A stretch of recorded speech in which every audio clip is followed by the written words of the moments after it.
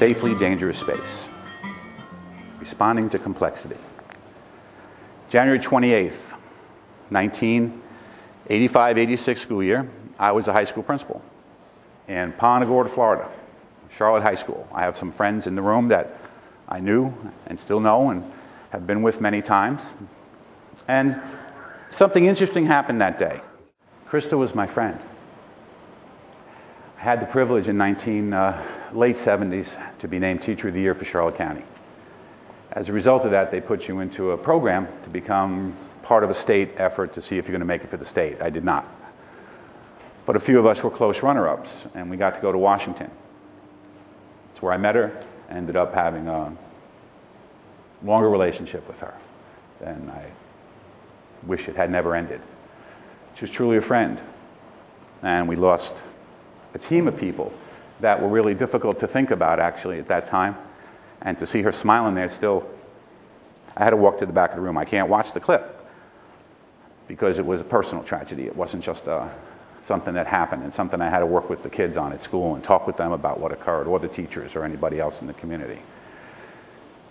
Ladies and gentlemen, that tragedy for me was enormous.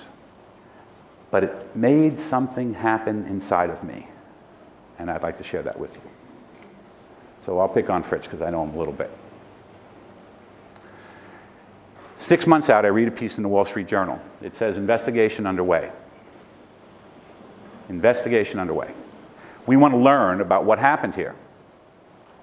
And I'll make believe Fritz was one of the engineers that was interviewed, and he was. And all of them were interviewed. They get their hands on. They interviewed all the engineers from NASA and all the engineers from the O-Ring Company. Every one of them were in rooms by themselves, no television cameras, no microphones, just an interviewer, an outside agency hired to talk with them. They asked them 30, 40, 50 questions in the process. And during that time, this question was always asked. Always, always, always asked. Oh, by the way, do you know why it blew up? You remember? Yeah. What was it? It was cold. Cold. The O-rings. What happened to the cold in the O-ring? What occurred? They shrunk. They shrunk, got a little bit brittle. They had that leakage, domino effect, and it blew up. So, every engineer was interviewed. Someplace in the course of this interview, we would have said to Fritz, so, as an engineer on the project, sir, not Monday morning quarterbacking, please don't do that to us. As an engineer, that day, the morning of the shot, before it went up, if you had the call, should we have shot the shot? If you had the call, should we have shot the shot? 100% of the engineers answered in exactly the same way. They all said what? No. We knew.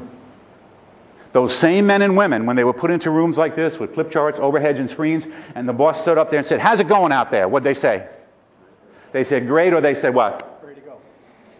Exactly right. In fact, Morton Firecall tried to run something through them the day before. If you watch that wonderful flick about this, there's truckloads of information on this on television. Ladies and gentlemen, this is one of two stories that keeps me on the road. We were unable to create what we call in our organization safely dangerous space. Space that allows us to actually hold a conversation and talk about all the things that need to be talked about that could come back and get us 6 months from now, tomorrow, a week from now. Safely dangerous space. So at your tabletops right now, I would like you to have a brief conversation, say about 4 minutes in length. I'd like you to talk about when have you been in a situation, or when have you seen your people in situations where you wanted them to talk to you, and they had information, but they wouldn't tell you, they couldn't tell you, something stopped them. Please find a personal example when this has happened to you. You're on. 4 minutes, I'll pull you back in again.